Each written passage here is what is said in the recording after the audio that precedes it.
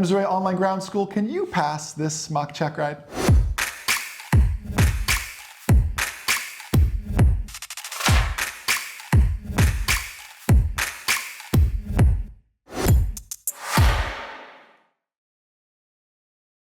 What is happening, MzeroA Nation? Jason here. I'm joined by my friend Bishoy, an amazing flight instructor. Bishoy's going to work myself through a little mock check ride here today. So that's going to be a lot of fun. And some of you who are Online Ground School members, you might recognize Bishoy from some recent member-only webinars. And speaking of those, you know this, but we do a mock check ride at the end of every month with those Online Ground School members. So if you're not a member, head on over to MzeroAtrial.com to participate in those webinars, participate in those mock check rides.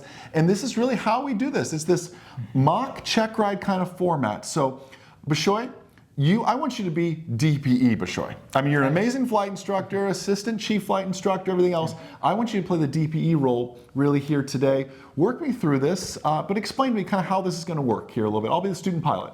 Okay, so Jason, you know, when you get into a check ride, from the examiner point of view, they would always want to see your, not just the rote knowledge of just memorization stuff, but rather they want to go down and dive deeper. Mm-hmm. They want to see your application, your understanding of the knowledge, and also the correlation. Can you really correlate all the information that you have in different scenarios?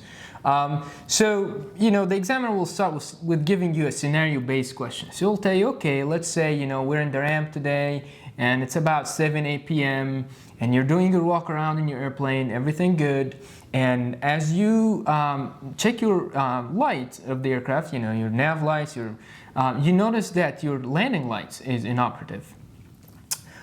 So given that scenario, you know, you try to turn it on, again, nothing, it's no good.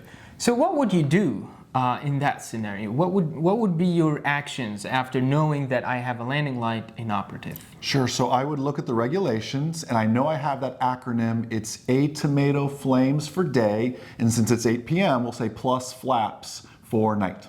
Okay, that's great. Now, again, like I said, you have all these great knowledge. Like I said, usually students study hard, memorize the acronym, but the examiner is looking for more than just the rote knowledge. So let's dive into, well, what is this flaps now? But now we're talking about, okay, we're talking about flaps, the acronym flaps, for night operation. So is landing light part of that?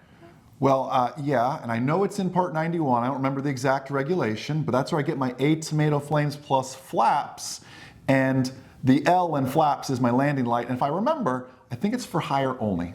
Great. So now that's a good time. Now we know that it's an open book exam. Okay, now you know it's 91 somewhere. So you can actually pull the far aim. Okay, let's see, 91, it's in 205. So okay, so you're right. You mentioned landing gear or landing lights is required at night for hire. So the question would be now, we have the plane, you are flying that plane. Would you go for that flight?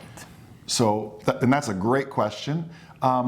Yes, I'm going to look at the regulations and say, can I do this? But for me, honestly, just because I can do something doesn't mean I'm going to do something. So no matter what the regs say, if I'm pre-flying at night, I don't have a landing light, I'm not going.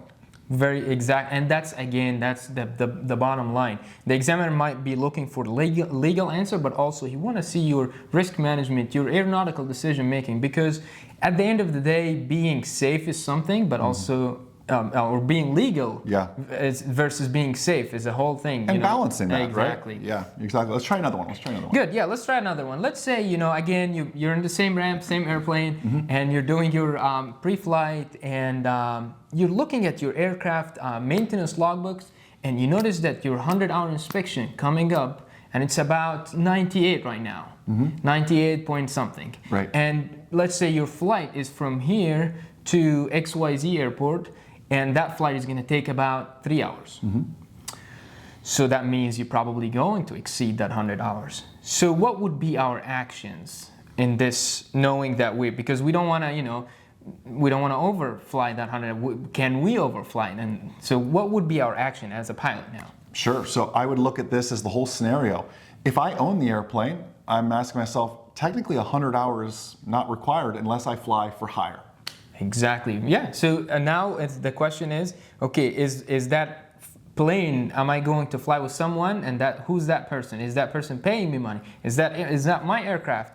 So exactly, 100 hour is required for hire only.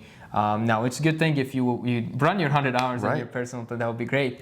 But yeah, I think that's a good thing. So running through the regulation is a very, very important thing. Knowing when is it required, am I legal, am I safe? Those balancing, like you said, like you mentioned. And the important thing I hope people got to see is these are scenario-based questions. They just spent so much time preparing for a knowledge test, a written test. It was like ABC.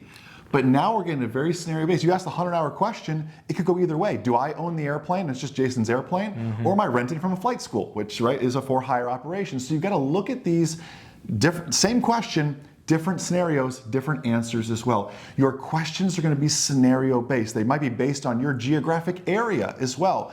So really start to phrase your questions and your responses into your given scenario as well. What are some other great questions? Or I'd love to hear, what are some questions that came up that you remember on your private instrument commercial pilot check rides as well? Leave us a comment down below with those as well. Would love to kind of read those and just let that be a great thread as to some popular check ride questions. So listen, Bishoy, thank you for doing that. Appreciate you a ton, man. Have a blessed, abundant, outstanding rest of your day. And most importantly, remember, a good pilot is always learning. Have a great day, everybody. We'll see you. All right.